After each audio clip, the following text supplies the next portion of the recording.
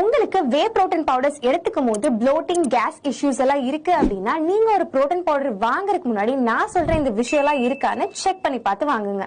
First of all வே அப்படின்றது கவோட மில்க்ல இருந்து எடுக்கிறது. சோ இதுல நேச்சுரலாவே லாக்டோஸ் அப்படின்றது ஒன்னு பிரசன்ட் ஆயிருக்கும். சோ லாக்டோஸ் அப்படின்னா என்ன அப்படின்னா மில்க்ல இருக்க சுகர் தாங்க.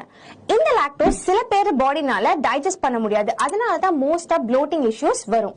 ஃபர்ஸ்ட் உங்க புரோட்டீன் பவுடர்ல நீங்க செக் பண்ண வேண்டிய விஷயம் லாக்டேஸ். சோ லாக்டேஸ் ஆப்டிமம் லெவல்ஸ்ல இருக்கா அப்படின்னு. ஏன்னு பாத்தீங்கன்னா வேல இருக்க லாக்டோஸ பிரேக் டவுன் பண்றது இந்த லாக்டேஸ் தான். செகண்ட் ஆல்பா அமிலேஸ், இது உங்களோட காம்ப்ளெக்ஸ் கார்ப்ஸ் அதாவது சுகர்ஸ பிரேக் டவுன் பண்ண ஹெல்ப் பண்ணும். அண்ட் இந்த மாதிரி புரோட்டேஸ் லைக் புரோட்டீனை பிரேக் டவுன் பண்ண ஹெல்ப் பண்றது, லிபேஸ் ஃபேட்டை பிரேக் டவுன் பண்ண ஹெல்ப் பண்றது, இதெல்லாம் என்னன்னு பாத்தீங்கன்னா உங்களோட டைஜஷனை ஈஸி பண்ணி கொடுக்கிற என்சைம்ஸ் தான்.